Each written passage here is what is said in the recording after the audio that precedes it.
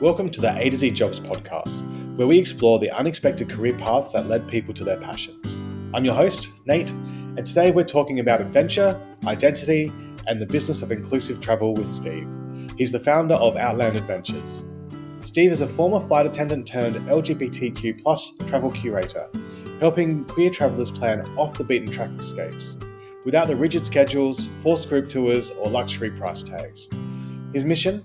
Making travel safer, more flexible, and way more fun for couples, solo explorers, and small groups who just want freedom.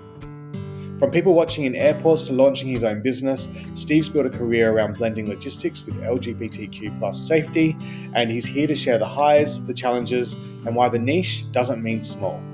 So let's dive in. Steve, thank you for joining us on the A to Z Jobs podcast. Thanks for having me, Nate. Really pleasure to be here. Let's dive straight in. Tell me a bit about yourself. What's your career and what got you inspired?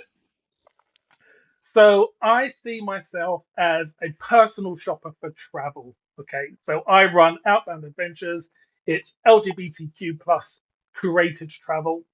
Um, think about it in the terms of you want to go somewhere, you're not sure, so you want someone who can just give you some really cool ideas based on your vibe. So that's what I create, and it's specifically around kind of adventure travel. So hiking, walking, outdoorsy type stuff, predominantly. In terms of what inspired me to pursue it, so I was a flight attendant for 10 years. So think chicken and beef, exits, all of that stuff every day, day in, day out. So yeah, I got to travel, and while I haven't been to every destination, I think for me it was watching how people travel, why they travel, what experiences that they want to do. And when you look at the different types of people, you've got, single travelers or solo travelers, you've got group travel, couples.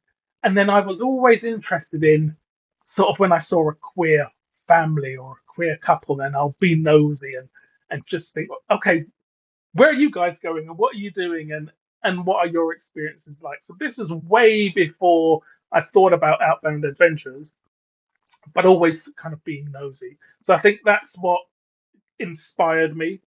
Um, Sort of after flying, I moved into project management. So that's kind of now what I call my background. So building those systems, those plans, those structures, um, and logistics, and being quite an organized person. I think that's the two really marry. And obviously, I've got a big interest in travel. Um, so yeah. So how did the project manager time in? So you were flight attendant, then project manager, then travel. Exactly. That's it. So when I hung up my sky shoes, don't know what you call it, sky boots, wings, and sort of was looking at something a bit more, um, I suppose, aligned with my personality and my skill set, and that's how I landed in project management. But also always with that kind of love for travel and wanting to get back into it.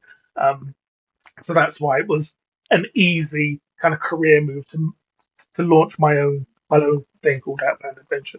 Yeah, it's really that those transferable skills, like having Mm, a flight attendant, you've got policies, procedures, processes that comes naturally to project management, and then comes back to travel arrangements as well.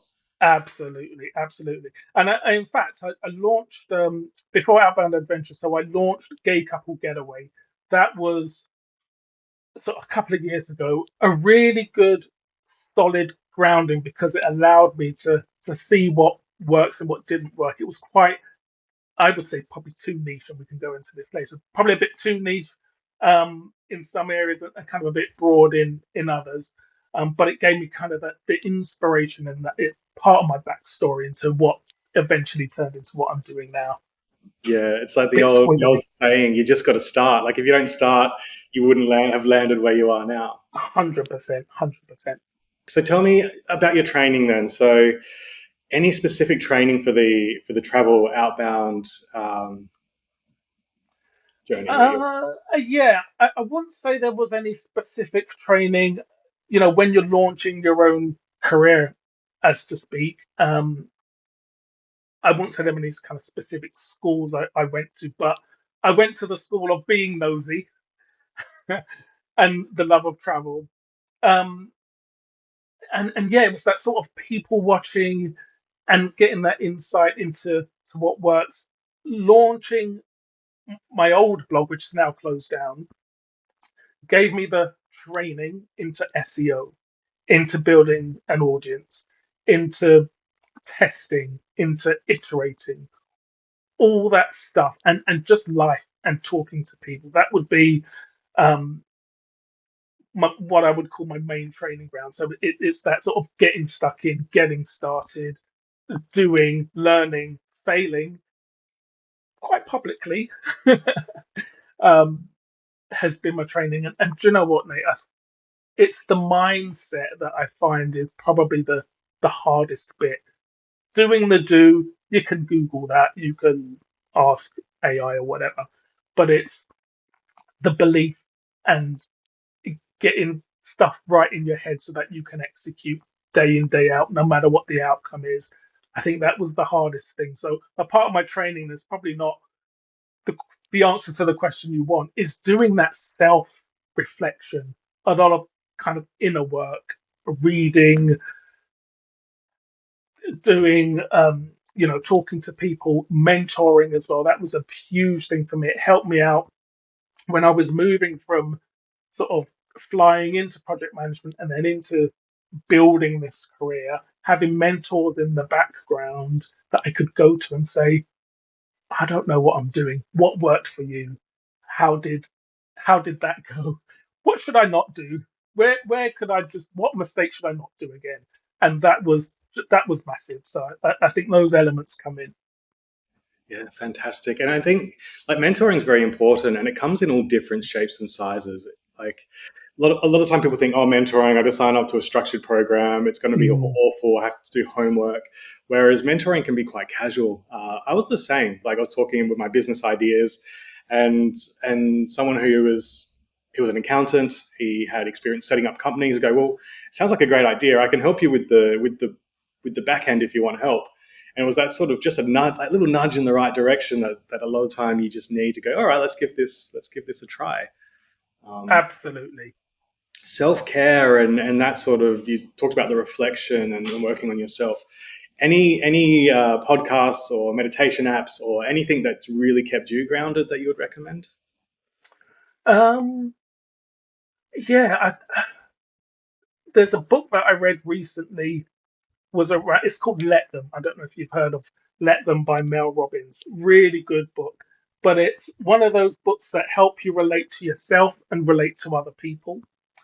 Um, Fantastic book. It's I feel it's a bit different than what's out there. Strengths Finder, that was very good. I can't remember the name of the guy now. Um, and another one of my favorites is called Super Mentors. And just going picking back up on your point, because that gives you the mindset of how to find a mentor and all that, but also how to mentor others and some of that self talk um, around mentoring yourself. So I found kind of that sort of concept really, really key. Um, yeah. Nice. And so, what's your favorite part of the job? I have a feeling it's going to something to do with helping people. You see? Yeah, yeah. How I see it, Nate, in the LGBTQ travel world, you've got now. This is my own take, right? You've got three buckets. So you've got the speedo circuit. I call it the speedo circuit. Think gay parties, gay cruises, lots of men in speedos. As the name suggests. Kind of that fun party vibe. Nothing wrong with that. It's absolutely cool. And then you've got another bucket which is the luxury, the bougie, private villas. Um, I mean, the pink pound is a real thing. It's super strong. Um, Not accessible to everybody um, from a price point of view, but it's there and there's a market for it. Absolutely fine. And then you've got the adventure side, which is again sort of hiking, outdoorsy stuff. What I do, which is again brilliant. I find them quite rigid. I find them sort of very kind of heavily tour guide based. You've got to wake up at 3, then you've got to walk here, and then you've got to see this, and then do this mountain. And I just thought there's got to be another way. So there's got to be a way I can help people that's a little bit more flexible. You don't need to remortgage your house to afford to go away.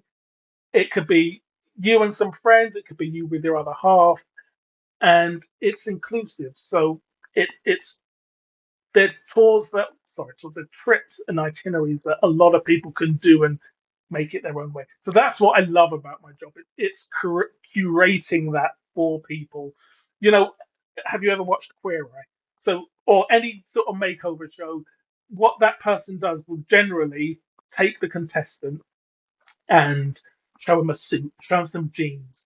They don't go into the detail, but they sort of say this would suit your body shape, your style, your budget. How does that feel? How does that fit on? And it's that I love to do. People with travel, um, whether it's a family and they've got a little kid, and we've got to try and please everybody. If it's a blended family and you're thinking about, right, I want to bring my in-laws, or I want, and there's some age differences, or it's a couple who've got a nice big budget to spend and they're doing some other honeymoon or a special trip. So yeah, they're the favorite things that I'd like curating, but also the storytelling behind it. You've read some of, the posts on either on LinkedIn or on the newsletter. I'd like bringing other people and telling not just what I call my story, but introducing others who love travel. And you'll see that element in the newsletter as well. So those are the two bits that I really like. Fantastic. And what about the negative? What's the hardest thing some of the challenges you've had to Uh, face? right. I knew you were going to ask me that. I would say travel for us queer folk, it's still not um, it's still not mainstream, right? It's still not seen as kind of taken seriously in the wider travel industry. So it's kind of hard to get visibility, sometimes hard to get traction in terms of, building that audience and getting people to see and get to know your stuff. So I think those are the challenges. But also, I would say, when I'm creating a trip, it's not just about, oh, are you going to have a nice time? I've got people's safety in mind, literally their safety and sense of well-being. So that feels, it's not horrible. It's a challenge because you can't just say, oh, go here, go there. It's a real responsibility in my career to make sure that I can do what I can so that people can feel safe when they're out traveling or whatever I've recommended, because your reputation um, is kind of on the line. So I would say that's a couple of the challenges so far. Yeah, because really, like when you think about it, like I travel a lot, but obviously you still have those moments where you don't have that confidence to check into a hotel, even thinking, it's not legal in this country, but I've read it's safe, so I'm just going to try. But you don't have that Yeah, confidence. So I suppose your type of service really, you've done the deep dive, you've done the research, you know if it's safe or not. So really, you're giving that confidence to those people to travel, yeah, which 100%. can Yeah, be hard. but nothing's guaranteed, right? Oh, Nothing of is course, of course. absolutely guaranteed. But yeah, it's the part is a part of the role I do enjoy, but there's challenges in there as well.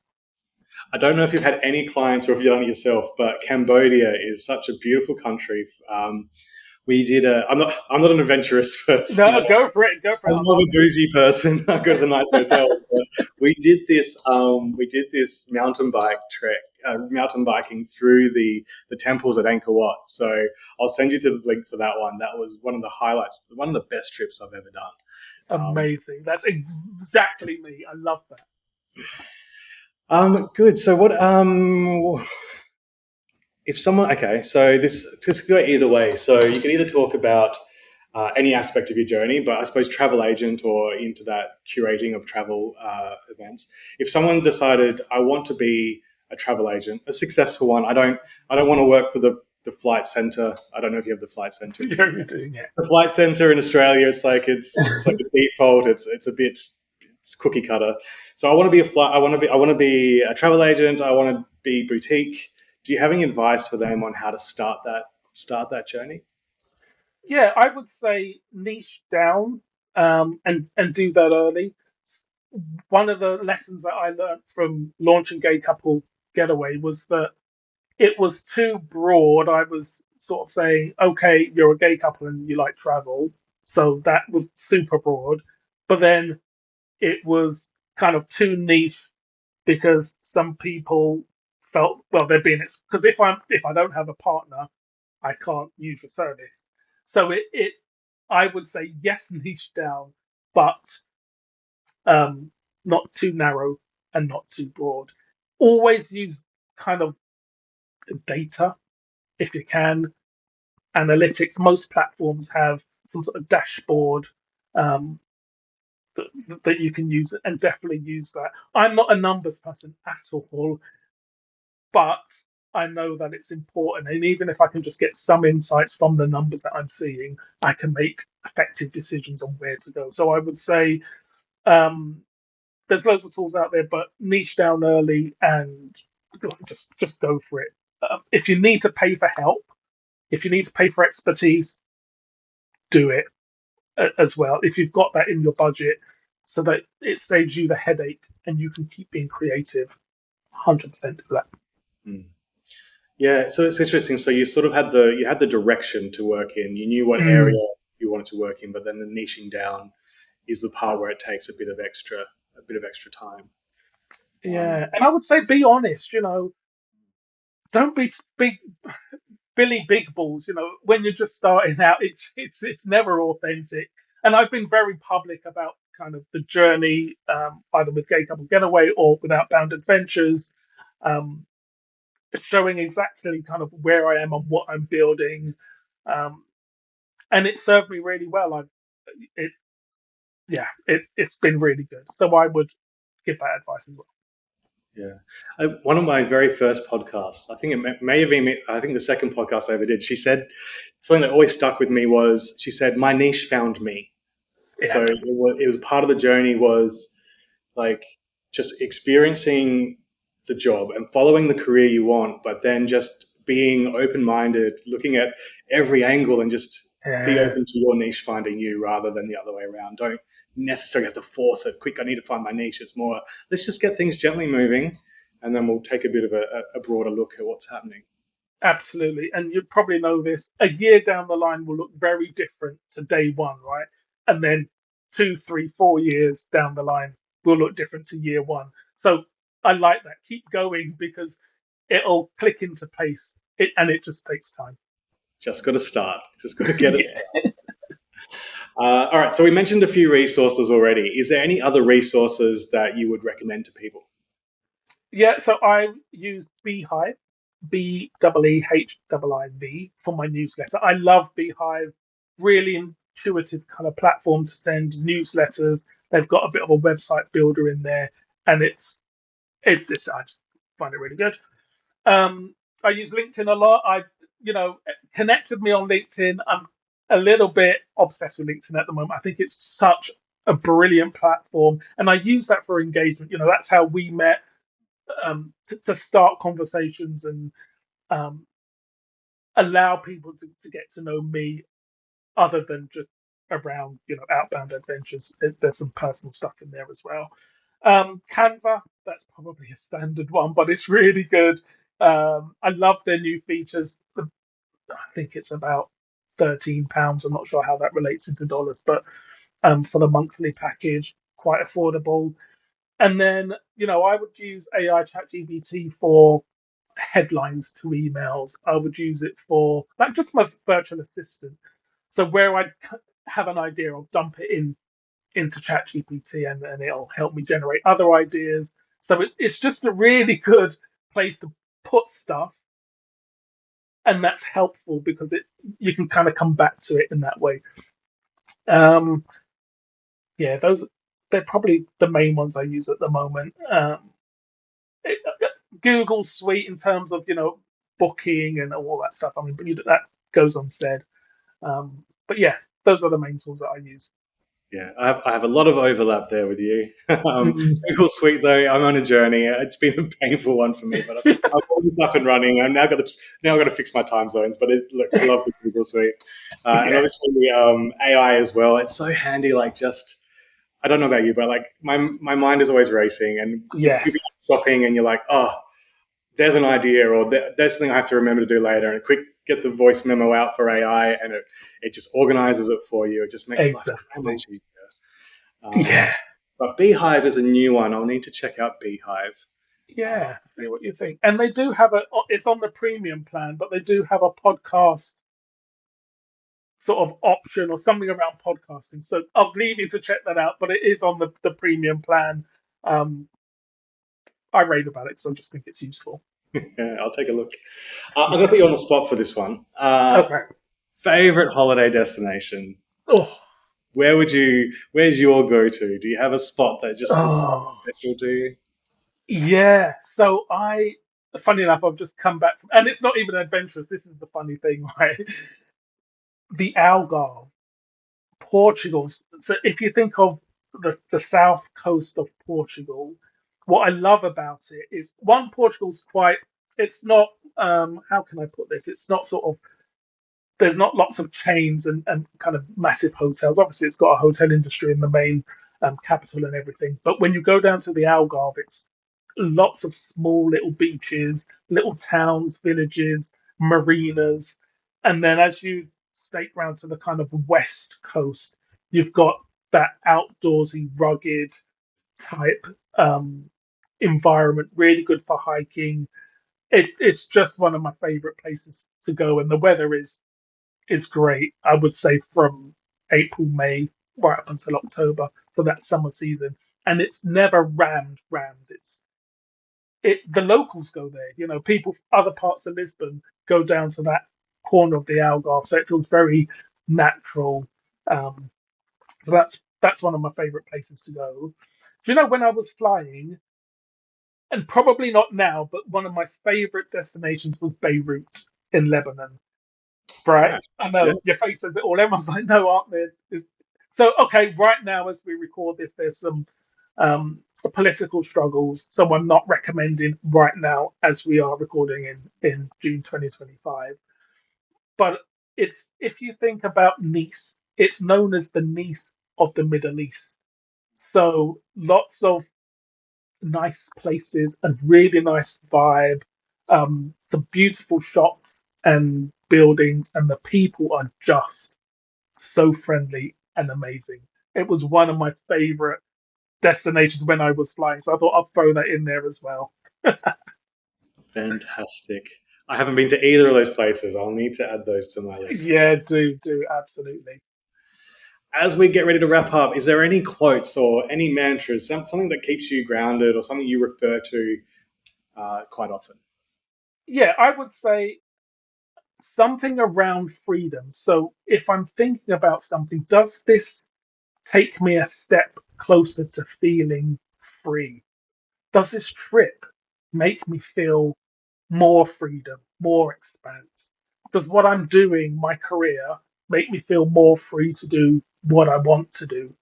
Um, so that's my mantra that I always come back to. Is this a step closer to feeling more freedom? Um, if yes, I'm all in, 100%, absolutely. If not, yeah, I'll put that on the back burner. Okay, so yeah, towards freedom. So that Yeah, could mean like location freedom, financial freedom, yeah, yeah, exactly. spiritually. Yeah, Yeah. Okay, I yeah, like that. 100%. I like that. The ability to feel free. And Fantastic. it's the spirit of outbound adventures at the end of the day. I curate so that people feel more free in whatever that means to them. Yeah. Fantastic. Oh, it's been great hearing your story, and I'll make sure that we link to your LinkedIn so everyone can connect with you. Yes, connect, and yeah, do if you like the stuff, I'd always say like and subscribe. But the content comes out on a weekly basis.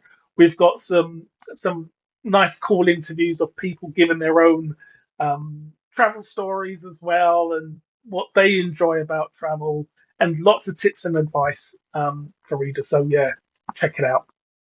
Fantastic. It's been great having a chat. Thank you. Mate, yeah, look after yourself and speak to you soon.